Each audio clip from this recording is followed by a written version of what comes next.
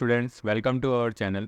Today we are going to discuss about our next part of parental nutrition. अब तक हमने parental nutrition के बारे में ये पढ़ लिया कि पेरेंटल न्यूट्रिशन क्या होता है, कौन कौन से उसके टाइप्स होते हैं, टोटल पेरेंटल न्यूट्रिशन क्या होता है, पार्शियल पेरेंटल न्यूट्रिशन क्या होता है, कौन कौन से रूट्स के थ्रू एडमिनिस्टर किया जाता है, पेरेंटल न्यूट्रिशन का कंपोजिशन क्या होता है, कौन कौन से कंपोजिशन है, किस कंडीशन के अंदर दिए जा रहे हैं, ये सारा कुछ हमने अब तक स्टडी कर लिया। लास्ट क्लास में हमने मोस्ट कॉमनली कंपोजिशन के बारे में स्टडी किया था। आज की क्लास में हम देखेंगे कि पेरेंटल न्यूट्रिशन को कैसे एडमिनिस्टर किया जाता है, साथ के साथ कैसे उसको डिसकंटिन्यू किया जाता है। तो वो आज की क्लास में हम स्टडी करेंगे। आई होप मेरे द्वारा प्रोवाइड किए जा रहे कंटेंट आपकी नर्सिंग ऑफिसर रिक्रूटमेंट एग्जामिनेशन की प्रिपरेशन में आपकी हेल्प कर रहे हो।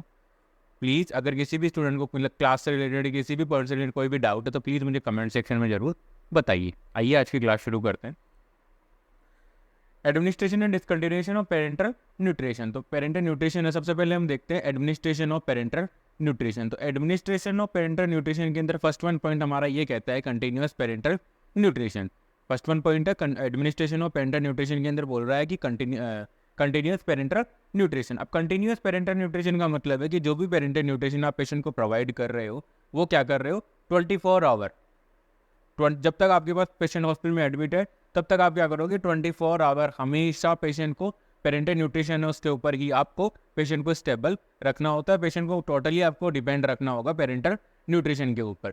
और ये जो टोटल पेरेंटल न्यूट्रिशन है जब दे रहे हो 24 आवर के लिए आप टोटल पेरेंटल न्यूट्रिशन दे रहे हो तो उस कंडीशन के अंदर क्या होता है, ये मोस्ट कॉमनली हॉस्पिटल सेटिंग्स के अंदर ही पॉसिबल हो पाता है।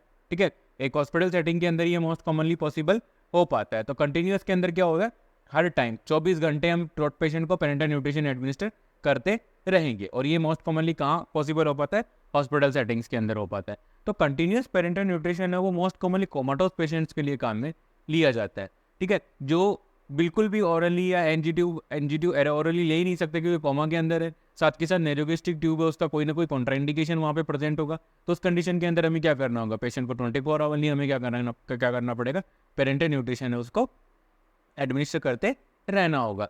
नेक्स्ट वन है इंटरमिटेंट और साइक्लिक पेरेंटल न्यूट्रिशन। जैसा कि नाम से पता लग रहा है इंटरमिटेंट और साइक्लिक पेरेंटल न्यूट्रिशन। इंटरमिटेंट और साइक्लिक का मतलब है एक पर्टिकुलर टाइम इंटरवल के बाद हम पेशेंट को पेरेंटल न्यूट्रिशन है वो एडमिनिस्टर करेंगे। इंटरमिटेंट का मतलब है रुक रुक के, ठीक है, और साइक्लिक का मतलब एक प्रॉपर साइकिल होगा, अब लगाना है, अब नहीं लगाना, फिर लगाना है, फिर हटाना है, फिर लगाना है, फिर हटाना है। तो ये सारा पूरे एक साइकिल के दौरान अगर हम एडमिनिस्टर करते हैं तो उसको बोलते हैं साइक्लिक या इंटरमिटेंट पेरेंटल न्यूट्रिशन एडमिनिस्ट्रेशन। ठीक है, तो मोस्ट कॉमनली जो इंटरमिटेंट और साइक्लिक पेरेंटल न्यूट्रिशन एडमिनिस्ट्रेशन है इसको हम एक बार एक ही नाम से लेते हैं। इंटरमिटेंट पेरेंटल न्यूट्रिशन है उसको हम क्या करते हैं, वो most commonly over the night administer किया जाता है। ओवर द नाइट मतलब पूरी रात एडमिनिस्टर किया जाता है। अब पेशेंट को आप पूरी रात क्या कर रहे हो, फुल नाइट आप क्या कर रहे हो, पेरेंटल न्यूट्रिशन प्रोवाइड कर रहे हो। अब इसमें क्या होगा, इसे इंटरमिटेंट पेरेंटल न्यूट्रिशन एडमिनिस्टर करने का एक फायदा होता है कि आप क्या करोगे डे टाइम में,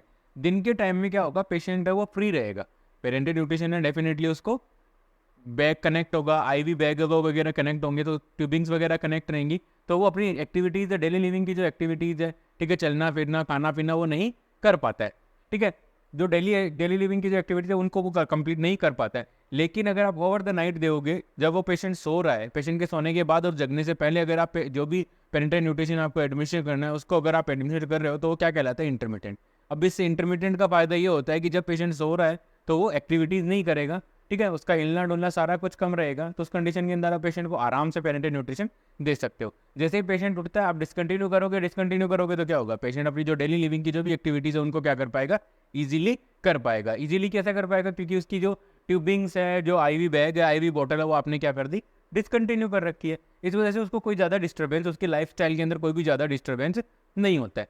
लेकिन इसका एक ड्रॉबैक भी है। इसका ड्रॉबैक क्या है, इंटरमिटेंट पेरेंटल न्यूट्रिशन का एक ड्रॉबैक है। वो ड्रॉबैक क्या है कि आपने पेशेंट को ओवर द नाइट आपने क्या किया, पेशेंट को फ्लूइड ट्रांसफ्यूजन किया, मतलब पेरेंटल न्यूट्रिशन आपने पेशेंट को प्रोवाइड किया। तो उस टाइम पे तो क्या था कि पेशेंट का जो ब्लड ग्लूकोज लेवल है वो बढ़िया प्रॉपरली एक पर्टिकुलर एक नॉर्मल रेंज के अंदर मेंटेन रखा हुआ था आपने। लेकिन अब डे टाइम के अंदर आपने क्या कर दिया, डिसकंटिन्यू कर दिया। डिसकंटिन्यू करने की वजह से क्या हो गया, वहाँ पे क्या होगा, अब हो सकता है लैक ऑफ ग्लूकोज की वजह से क्या होगा, हो सकता है कि आपका पेशेंट है वो हाइपोग्लाइसीमिया के अंदर जाने के रिस्क है। हाइपोग्लाइसीमिया में क्यों, पहला पेरेंटल न्यूट्रिशन नहीं दे रहे हो, दूसरा ओरल इनटेक उसका जीरो है, साथ के साथ क्या कर रहा है वो एक्टिविटीज़ कर रहा है, मतलब वो एनर्जी को क्या कर रहा है, कंज्यूम कर रहा है। जो भी एक्टिविटीज़ करनी है उसमें क्या होगी, एनर्जी कंज्यूम होगी।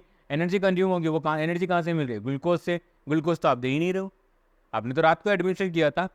हो सकता है पेशेंट ने उस जो ग्लूकोज था उसका पूरा कंजप्शन कर लिया, वहाँ से पूरी एनर्जी को गेन कर लिया। अब वो क्या हो रहा है, पेशेंट है वो हाइपोग्लाइसीमिया में भी जा सकता है। तो इसका मतलब ये है कि इंटरमीडिएट का एक ड्रॉबैक यही है कि आपका पेशेंट है वो डे टाइम जब डिसकंटिन्यू कर देते हो या फिर दिन के समय क्या होगा, मोस्ट कॉमनली दिन के समय आपका पेशेंट है वो हाइपोग्लाइसीमिया जाने के चांसेस रहते हैं। नेक्स्ट वन है डिसकंटिन्यूएशन। ये तो था हमारा कि पेरेंटल न्यूट्रिशन को कब एडमिशन करना है। तो कब एडमिशन कर रहे हैं कि नॉर्मली क्या कर रहे हैं, किस तरीके से दे रहे हैं, या तो हम इंटरमीडिएट या साइक्लिक तरीके से दे सकते हैं या फिर हम कंटिन्यूसली दे सकते हैं। कंटिन्यूसली मतलब हर समय पूरे 24 घंटे, सातों दिन 24 घंटे क्या रहेगा, पेशेंट को जो पेरेंटल न्यूट्रिशन है वो कनेक्ट रहेगा। इंटरमीडिएट के अंदर दिन के टाइम हटा देंगे, रात के समय में हम पेरेंटल न्यूट्रिशन देंगे ताकि पेशेंट की एक्टिविटीज है वो नॉर्मल हो सके। अब इसमें रिस्क क्या था कि पेशेंट को दिन के समय एक्टिविटीज के दौरान क्या हो सकता है, हाइपोग्लाइसीमिया होने के चांसेस हो सकते हैं। नेक्स्ट है डिसकंटिन्यूएशन। डिसकंटिन्यूएशन जब भी आप किसी पेशेंट को जो पेरेंटल न्यूट्रिशन पे आपका जो पेशेंट है उसका जब आप डिसकंटिन्यूएशन करने जा रहे हो, जो पेरेंटल न्यूट्रिशन उसको डिसकंटिन्यू करने जा रहे हो, तो सबसे पहले हमें डिसकंटिन्यू करने से पहले हमें क्या करना होगा, डॉक्टर के ऑर्डर को चेक करना होगा कि भैया डॉक्टर का ऑर्डर तो चेक करो कि डिसकंटिन्यू करना है कि नहीं करना। अपनी मर्जी से तो कर नहीं कर सकते ना, एज ए नर्सेज है, ठीक है। हमें क्या करना है, डॉक्टर के ऑर्डर्स को फॉलो करना होता है, ठीक है। तो हमें क्या करना है, पर डॉक्टर का प्रेस्क्रिप्शन चेक करना है कि क्या डॉक्टर ने लिखा है, प्रेस्क्रिप्शन के अंदर लिखा है, रिटर्न में होना चाहिए, ठीक है। वर्बल कम्युनिकेशन की कोई वैल्यू नहीं होती है, ठीक है। नॉन वर्बल कम्युनिकेशन मतलब अगर रिटर्न में आपके पास आ गई है कोई चीज़ तो उसकी बहुत ज़्यादा वैल्यू है, लीगली वो बहुत ज़्यादा स्टेबल है, वैल्यूएबल है, ठीक है। तो उस कंडीशन के अंदर हमें क्या करना होगा, प्रेस्क्रिप्शन चेक करना है कि इस पेशेंट का टोटल पेरेंटल न्यूट्रिशन या पेरेंटल न्यूट्रिशन उसको हटाना है कि नहीं हटाना। मान लीजिए हटाना है, अब हटाना है तो कैसे हटाएंगे, हमें क्या करना है, सबसे पहले पेशेंट जो फ्लो रेट था, जो भी जिस भी फ्लो रेट से, जो भी प्रेस्क्राइब्ड फ्लो रेट थी डॉक्टर ने जो प्रेस्क्राइब की थी, उसी फ्लो रेट से हम क्या कर रहे थे, पेशेंट को कंटिन्यूसली जो पेरेंटल न्यूट्रिशन है वो एडमिशन कर रहे थे। अब हमें क्या करना है, अब हमें ये करना है कि जो फ्लो रेट थी जो डॉक्टर ने डिसाइड की थी, तो डॉक्टर ने अब क्या लिख दिया है कि डिसकंटिन्यू कर दो। तो हमें क्या करना है, अब्रप्टली डिसकंटिन्यू नहीं करना है, हमें क्या करना है, उस फ्लो रेट को धीरे धीरे डिक्रीज करना है, ठीक है। धीरे धीरे डिक्रीज करेंगे, साथ के साथ जब डिक्रीज फ्लो रेट डिक्रीज कर रहे हैं तो साथ के साथ हम क्या करेंगे, पेशेंट के ओरल इंटेक को हम क्या करेंगे, इंक्रीज करेंगे। ओरल इंटेक को हम इंक्रीज करेंगे ताकि पेशेंट को हाइपोग्लाइसीमिया से हम क्या कर सकें, प्रिवेंट कर सकें। मान लीजिए आप पेरेंटल न्यूट्रिशन दे रहे थे तब तो आपका पेशेंट का blood glucose level normal range पे था, लेकिन अब आपने क्या किया, उसको डिसकंटिन्यू कर दिया। लेकिन आपने पेशेंट को क्या नहीं बोला, ओरल इंटेक के लिए नहीं बोला। ओरल इंटेक के लिए नहीं बोला तो क्या होगा, पेशेंट हाइपोग्लाइसीमिया में जाएगा, ठीक है। तो उस कंडीशन के अंदर हमें क्या करना है, पेशेंट को ओरल इंटेक को इंक्रीज करना है, साथ के साथ ग्रेजुअली हमें क्या करना है, जो भी पेरेंटल न्यूट्रिशन की जो फ्लो रेट थी उसको हमें क्या करना है, डिक्रीज करना है। साथ के साथ हमें क्या करना है, जो ओरल इंटेक है, जो भी डाइटरी फाइबर्स हैं, जो भी डाइट है, जो भी डाइटिशियन ने जो भी डाइट प्रोवाइड की है, जो भी डाइट उसने एडवाइस की है डाइटिशियन ने, तो उस कंडीशन के अंदर हमें क्या करना है, उस डाइट को हमें पेशेंट को फॉलो करने के लिए बोलना है। साथ के साथ हमें क्या करना है, ओरल इंटेक को बढ़ाना है। ओरल इंटेक क्यों बढ़ाना है, ताकि हम क्या कर सकें, पेरेंटल न्यूट्रिशन को हम हटा सकें। पेरेंटल न्यूट्रिशन अगर हम ऐसे ही हटा देंगे, डाइटरी इंटेक है उसका कम होगा, मतलब ओरल इंटेक अगर उसका कम होगा पेशेंट का, तो उस कंडीशन के अंदर क्या होने के चांसेस है, पेशेंट हाइपोग्लाइसीमिया में चला जाएगा, ठीक है। तो बहुत सारे और कॉम्प्लिकेशंस डेवलप हो सकते हैं हाइपोग्लाइसीमिया, तो उनको सबको प्रिवेंट करने के लिए हमें क्या करना होगा, हमें पेशेंट को ग्रेजुअली ओरल डाइट के ऊपर भी शिफ्ट करना है और ग्रेजुअली हमें क्या करना है, पेशेंट के जो टोटल पेरेंटल न्यूट्रिशन उसको हमें हटाना है। साथ ही साथ हमें पेशेंट के इनटेक आउटपुट रिकॉर्ड मेंटेन करने, वेट गेन, पेशेंट का जो बॉडी वेट है उसको हमें क्या करना है, मॉनिटर करना है, नोट करके रखना है। साथ के साथ इलेक्ट्रोलाइट और ब्लड ग्लूकोज लेवल की जो भी लेबोरेटरी वैल्यूज है उनको हमें क्या करना है, एक कंटिन्यूस इंटरवल के ऊपर हमें मॉनिटर करना है, ताकि हम ग्लूकोज लेवल को भी हम चेक कर सकें कि भाई पेशेंट के ब्लड के अंदर कौन सा कितना ग्लूकोज लेवल चल रहा है। क्या पेशेंट को हाइपोग्लाइसीमिया तो नहीं हो गया, क्या पेशेंट को हाइपरग्लाइसीमिया नहीं है, हाइपरवोलीमिया तो नहीं है, कोई इलेक्ट्रोलाइट इम्बैलेंस तो नहीं है। सारा हमें क्या करना है, जब भी हम पेरेंटल न्यूट्रिशन डिसकंटिन्यू करें तो उस कंडीशन के अंदर हमें क्या करना होगा, मॉनिटर करना होगा। कल की क्लास हमने बात की थी कि जो भी पेरेंटल न्यूट्रिशन होता है उनके अंदर वाटर भी होता है, साथ के साथ उनके अंदर क्या होता है, जो भी इलेक्ट्रोलाइट्स होते हैं वो भी पूरे जो भी पेशेंट की रिक्वायरमेंट होती है उस रिक्वायरमेंट के अकॉर्डिंग उसके अंदर इलेक्ट्रोलाइट्स भी प्रेजेंट होते हैं। तो हमें इन सब चीज़ों को हमें क्या करना है, मॉनिटर करना है। पेरेंटल न्यूट्रिशन दे रहे थे जिस उसमें तो अच्छे से आप कंप्लीट जो भी बॉडी की जो भी इलेक्ट्रोलाइट की रिक्वायरमेंट थी, ग्लूकोज की रिक्वायरमेंट थी, साथ के साथ जो भी आपका लेबोरेटरी वैल्यूज थी, जो भी हमारी इलेक्ट्रोलाइट्स की जो रिक्वायरमेंट थी वो सब पूरी हो रही थी। लेकिन अब पेशेंट ओरल इंटेक पे आपने क्या कर दिया, पेशेंट को शिफ्ट कर दिया। अब ओरल इंटेक पे आपने पेशेंट को अगर शिफ्ट कर दिया है तो उस कंडीशन के अंदर क्या होगा, हो सकता है कि पेशेंट वो पर्टिकुलर इलेक्ट्रोलाइट वगैरह नहीं ले रहा हो, ठीक है, ग्लूकोज कम ले रहा हो, तो उस कंडीशन को प्रिवेंट करने के लिए हमें क्या करना होगा, हाइपोग्लाइसीमिया को प्रिवेंट करने के लिए हमें क्या करना होगा, पेशेंट की रेगुलर इंटरवल के ऊपर हमें लेबोरेटरी वैल्यूज़ है, जो भी लेबोरेटरी वैल्यूज़ मीन्स ये जो भी हमें पेशेंट के फ्लूइड एंड इलेक्ट्रोलाइट्स का लेवल चेक करना है, साथ के साथ हमें क्या करना होगा, हमें ग्लूकोज के लेवल को भी हमें क्या करना होगा, मॉनिटर करना होगा।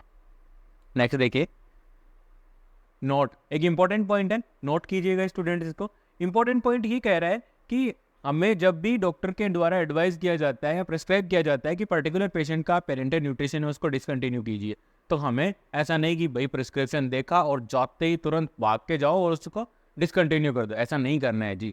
ऐसा इसलिए नहीं करना है क्योंकि आप क्या कर रहे हो, काफ़ी लंबे टाइम से आप पेशेंट को पेरेंटल न्यूट्रिशन दे रहे हो।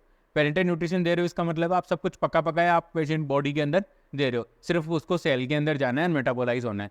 अब क्या करना है, अगर आप अब्रप्टली उसको डिसकंटिन्यू करोगे तो पेशेंट की बॉडी है वो बहुत रिलैक्स है, उसको सब कुछ पका पकाया मिल रहा है, उसने सब कुछ बनाना छोड़ दिया है, ठीक है, ग्लूकोज का सिंथेसिस करना छोड़ दिया उसने, फैट का सिंथेसिस करना छोड़ दिया, फेस्ट का एब्जॉर्प्शन वगैरह कहाँ से करेगा, डाइट आ ही नहीं रही। तो हमें क्या करना है, उसको ग्रेजुअली डिक्रीज करना है ताकि पेशेंट हाइपोग्लाइसीमिया में ना चला जाए, ठीक है। और साथ के साथ हमें क्या करना होगा, पेशेंट के ओरल इंटेक को भी हमें क्या करना है, बढ़ाना है। तो जब डिसकंटिन्यू कर रहे हैं तो फ्लो रेट को धीरे धीरे डिक्रीज करते जाओ, ओरल इंटेक को बढ़ाते जाओ, ताकि हम क्या कर सके, पेशेंट को हाइपोग्लाइसीमिया से क्या कर सके, प्रिवेंट कर सके। कभी भी अब्रप्टली एक साथ हमें टोटल पेरेंटल न्यूट्रिशन को हमें कभी भी नहीं डिसकंटिन्यू करना है, ये इस इंपॉर्टेंट पॉइंट के अंदर बताया गया है, प्लीज इसको नोट कीजिएगा।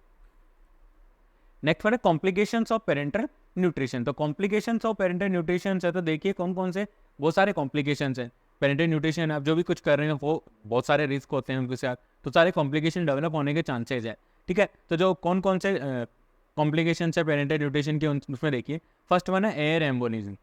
एयर एम्बोलिज्म कैसे होगा, हो सकता है आपके ट्यूबिंग्स वगैरह उसके अंदर आपने अच्छे से उसको प्राइम नहीं किया। प्राइम करने का मतलब क्या होता है, प्राइम करने का मतलब होता है जो ट्यूबिंग्स होती है उनके उनको उनसे एयर को हटाना और उसको उसकी जगह फ्लूइड को लेके आना। मतलब ये है कि पूरा आईवी सेट है उसमें से आप एयर निकालोगे, ठीक है। तो एयर एम्बोलिज्म को प्रिवेंट कर सकते हो। मान लीजिए अगर गलती से कोई एयर रह गई तो क्या गई, वो डायरेक्ट सीधी की सीधी सेंट्रल वेन्स के अंदर थ्रू चली गई। सेंट्रल वेन्स कहाँ पे, हमारा कैथेटर कहाँ है, ठीक है। तो टोटल पेरेंटल न्यूट्रिशन जिससे भी हम दे रहे हैं उसका कैथेटर कहाँ है, जस्ट सुपीरियर वेना केवा के अंदर है, just about the opening of right atrium. तो उस कंडीशन के अंदर क्या होगा, एयर एम्बोलिज्म होने के चांसेस अगर आप अच्छे से ट्यूबिंग्स वगैरह उनको प्राइम नहीं करते। हाइपरग्लाइसीमिया, आपने अनकंट्रोल्ड अमाउंट के अंदर आप पेशेंट को ग्लूकोज दिए जा रहे हो तो पेशेंट का ब्लड ग्लूकोज लेवल क्या होगा, क्या हो जाएगा, इंक्रीज हो जाएगा। आप मॉनिटर ही नहीं कर रहे हो, ठीक है, आप दिए जा रहे हो बस ग्लूकोज से, जो भी ग्लूकोज रिच सॉल्यूशन है वो पेशेंट को आप एडमिनिस्टर किए जा रहे हो वाया टोटल पेरेंटल न्यूट्रिशन। तो क्या होगा, पेशेंट का ग्लूकोज लेवल है वो क्या हो जाएगा, बहुत ज़्यादा इंक्रीज हो जाएगा। हाइपोग्लाइसीमिया, आपने डिसकंटिन्यू कर दिया,